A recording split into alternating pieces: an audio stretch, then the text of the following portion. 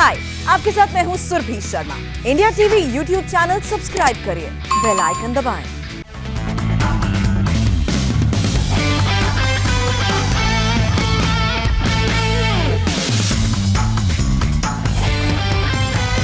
स्वागत है आपका ड्रीम 11 प्रेजेंट्स क्रिकेट धमाका और एक और धमाकेदार मुकाबला आपसे कुछ देर पहले कुछ क्षण पहले ही चेन्नई के चेपॉक मैदान पर खत्म हुआ और एक लाजवाब यहां पर मुकाबला देखने को मिला दोनों टीम्स के बीच, जिसमें केकेआर ने मारी बाजी और 188 रन का टारगेट यहां पर था एसआरएच के सामने। बड़ा मुश्किल टारगेट था, शुरुआत से मालूम था कि इस टारगेट तक पहुंचना बड़ा मुश्किल काम होगा यहां पर। और हालांकि खराब शुरुआत के बाद भी कहीं ना कहीं सनराइजर्स हैदराबाद ने शानदार बल्लेबाजी की और मनीष पांडे ने जिस तरीके से बल्लेबाजी की, लगा कि शायद यहां से ये एसआरएच की टीम थोड़ा एक उलटफेर कर दे या फिर यहां से केकेआर को हराने में कामयाब हो जाए। लेकिन एक लाजवाब मुकाबला कुछ देर पहले यहां पर देखने को मिला और 177 रन बनाने में कामयाब हुई 5 विकेट के नुकसान पर 20 ओवर में और 10 रन से ये पहले मैच में जीत मिला केकेआर ने।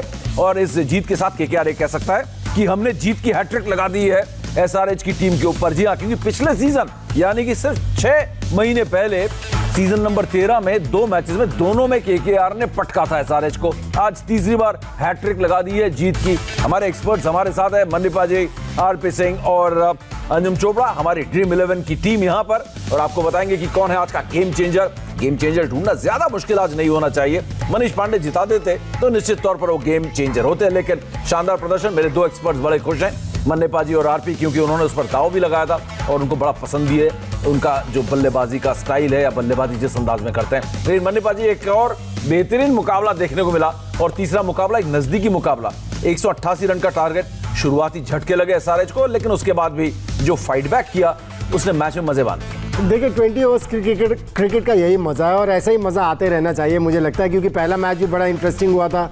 दूसरा मैच हमने देखा दिल्ली डेयरडेविल्स की टीम के, अगर एक आध विकेट गिर जाता तो फंस जाता वो भी मैच, लेकिन अब दोनों ओपनिंग बैट्समैन इतना बढ़िया प्रदर्शन किया कि वो एक तरफा मैच लगने लगा।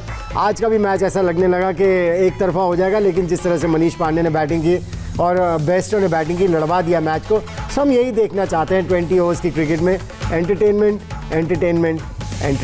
बिल्कुल एंटरटेनमेंट, फुल एंटरटेनमेंट यहां पर मिला।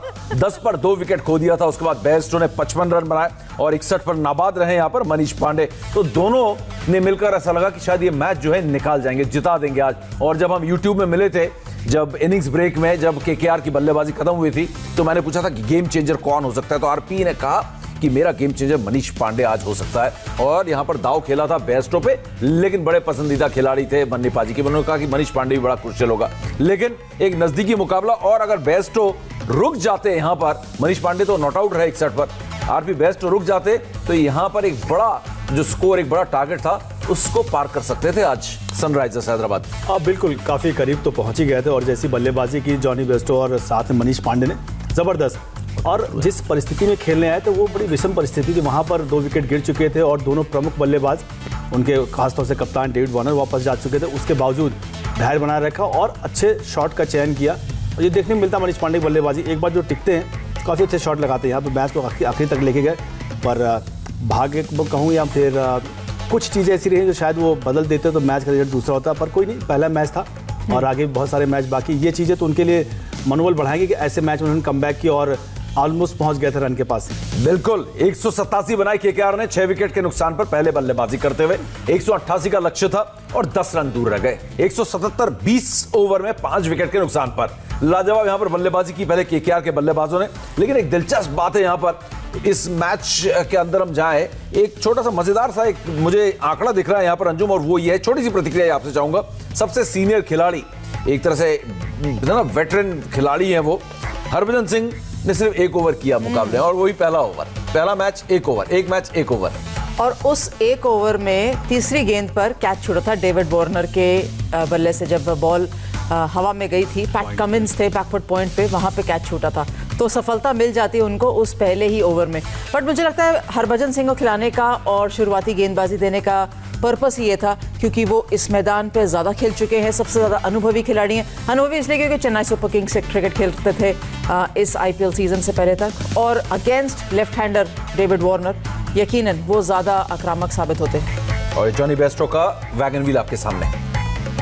क्या कहेंगे इस बल्लेबाजी के बारे में? मुझे लगता है अगेन जो 21 या 25% ऑन साइड पे रन हम जॉनी बेस्टो के बल्ले से देख रहे हैं, वो खास तौर पे इसलिए क्योंकि वो खड़े होकर शॉट्स लगाना ज्यादा पसंद करते हैं और हल्का सा भी जब गति मिलती है गेंदबाजों से, प्रसिद्ध कृष्णा से की गेंदबाजों से गति मिली, पैट कमिंस की गेंदों से गति मिली, उसको वो ऑन साइड के क्षेत्र पे शॉट लगाने में कामयाब लगते हैं। और स्ट्रेंथ है उनकी, विकेट कीपर है ना, तो विकेट कीपर के लिए खास बात होती है वो ऑन साइड पर ज्यादा स्ट्रांग होते हैं और जॉनी बेस्टो ने भी आज उस चीज का फायदा उठाया। वाकई में मैं स्कोर कार्ड भी देख रहा हूँ, 55 रन 40 गेंदों में, जिसमें 5 चौके और 3 छक्के लगाए। मनीपा जी, आपका फेवरेट प्लेयर और आज का गेम चेंजर, आपको उम्मीद थी कि इस मुकाबले में कोई हो सकता है तो जॉनी बेस्टो हो सकता है। अगर वो खड़े रह जाते तो ये मैच जीत जाती हैदराबाद की टीम, और मुझे इसीलिए उन पर भरोसा है क्योंकि वो बढ़िया शॉट्स लगाते हैं, अच्छी बॉल को भी बाउंड्री के पार ले जाते हैं। और जिस तरह से अंजू बता रही थी कि ऑन साइड के ऊपर ज़्यादा शॉट्स खेलते हैं, वो मेरे ख्याल से वो जो शॉर्ट आर्म जैब करते हैं ना, वो उनका बड़ा पसंदीदा शॉट है। और वो आप तभी खेल सकते हैं उस तरह का शॉट कि अच्छी बॉल्स को भी आप जब बाउंड्री लगाने की आप में क्षमता होती है तो वो अमूमन उसी तरफ जाती है। बिल्कुल। और ड्रीम 11 में आज क्रिकेट धमाका में कौन है गेम चेंजर, ये भी हम आपको बताएंगे, किसने सबसे ज्यादा फैंटेसी पॉइंट्स लूटे हैं। लेकिन अभी फिलहाल हम बता दें आपको कि बल्लेबाजी के लिहाज से थोड़ी मनीष पांडे की बात करना भी बहुत जरूरी है। और आरपी, अगर मनीष पांडे की बात करें, आप हमारी टीम के कप्तान भी है इस फैंटेसी 11 के, लेकिन मनीष पांडे ने जो बल्लेबाजी की है, थोड़े हमेशा सवाल मनीष पांडे पे रहते हैं, लेकिन लाजवाब। जहां पिछला सीजन छोड़ा, करीब 450 रन उन्होंने बनाए थे सीजन 13 में। अच्छी शुरुआत यहां पर मनीष पांडे के लिए, बहुत ही अच्छी शुरुआत पांडे जी के लिए यहाँ पर, और बल्लेबाजी भी कमाल। पांडे जी क्योंकि मुझे अभी ध्यान है, मैं एक मैच खेल रहा था और मनीष पांडे का पहला 100 था, वो हमारी डेक्कन चार्जर्स की जरूरत था, मैं खुद उसमें सामने गेंदबाज था, आरसीबी के लिए खेल रहे थे 2009 में। बहुत बढ़िया बल्लेबाजी की, तब से हम देख रहे हैं, और बहुत उतार चढ़ाव का भी सामना किया यहाँ पर, और शायद इसीलिए वो थोड़ा सा बहुत मजबूत खिलाड़ी बन गए। क्योंकि आज जो परिस्थिति बल्लेबाजी करने आए थे, 2 प्रमुख खिलाड़ी आउट हो चुके थे, और उसके बाद भी उन्होंने संयम बनाए रखा और सही शॉट लगा के पारी को आगे बढ़ाया। इस खिलाड़ी का फॉर्म में होना सनराइजर्स बहुत अच्छी बात है, बहुत जरूरी भी है। उनकी ऑर्डर की एक समस्या हमेशा बनी रहती है वहाँ पर। बिल्कुल। उनके ओपनर अच्छे हैं, बीच में केन विलियमसन को मौका मिलेगा, अगर एक उन्होंने कम किया, गेंदबाजी का डिपार्टमेंट अच्छा है। मिडिल ऑर्डर के लिए ये खिलाड़ी अगर लय में रहा तो इनके लिए काफी अच्छा रहेगा। मेरी तो फेवरेट टीम भी है। बिल्कुल, आपकी फेवरेट टीम भी है, लेकिन पांडे जी, जैसा कि यहां पर हमारे आरपी ने कहा, पांडे जी आज मैच नहीं जीता पाए।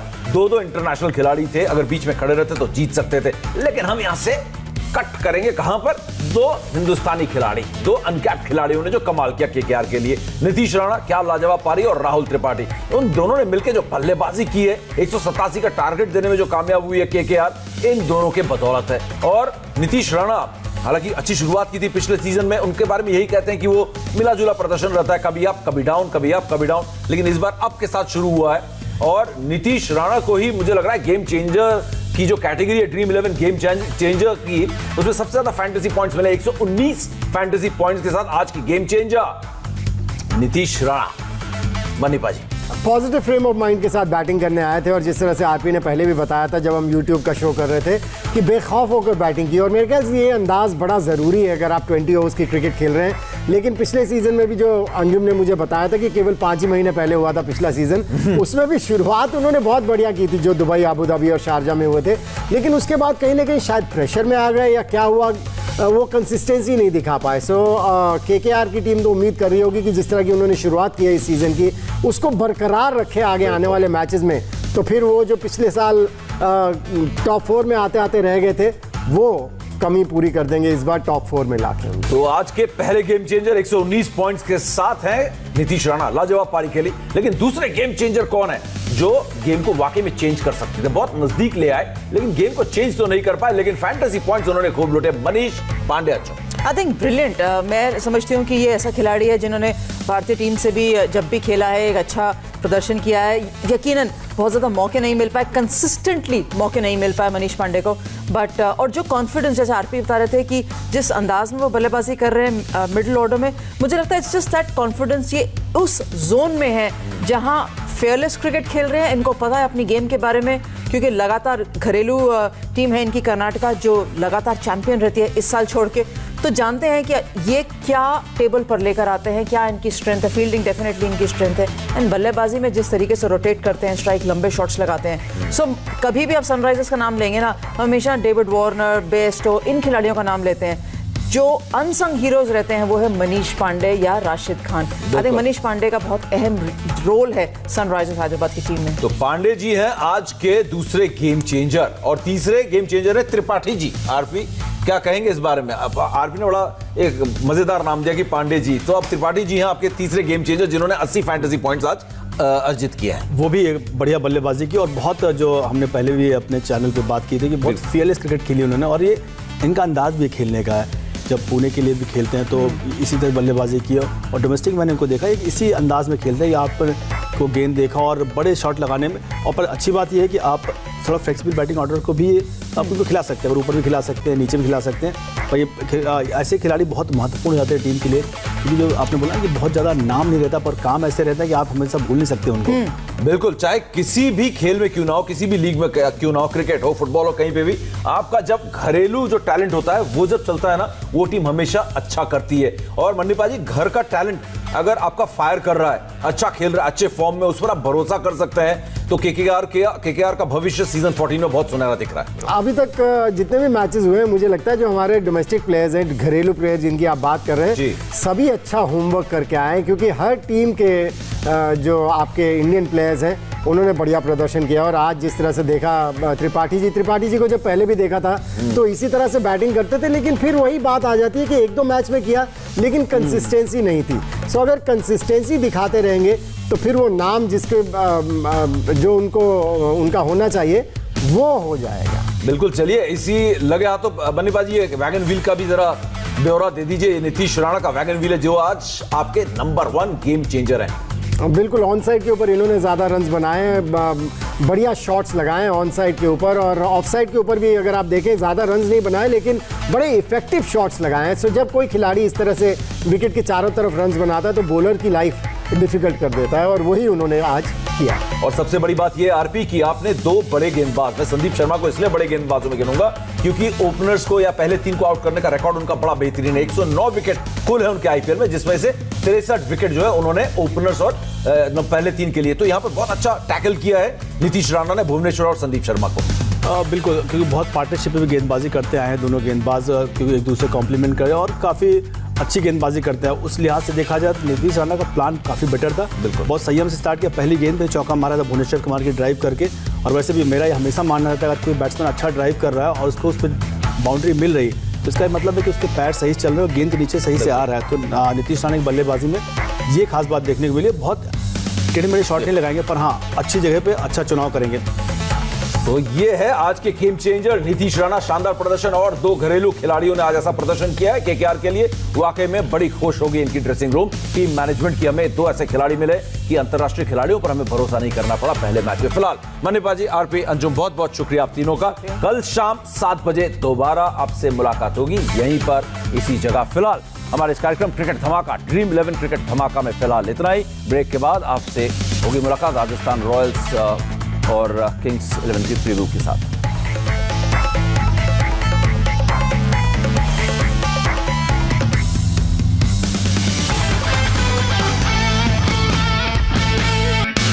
हाय, आई एम सुरभि शर्मा। खबरों से अपडेट रहने के लिए India TV YouTube channel subscribe करिए, साथ में बेल आइकन जरूर दबाएं। जुड़े रहें इंडिया टीवी के साथ।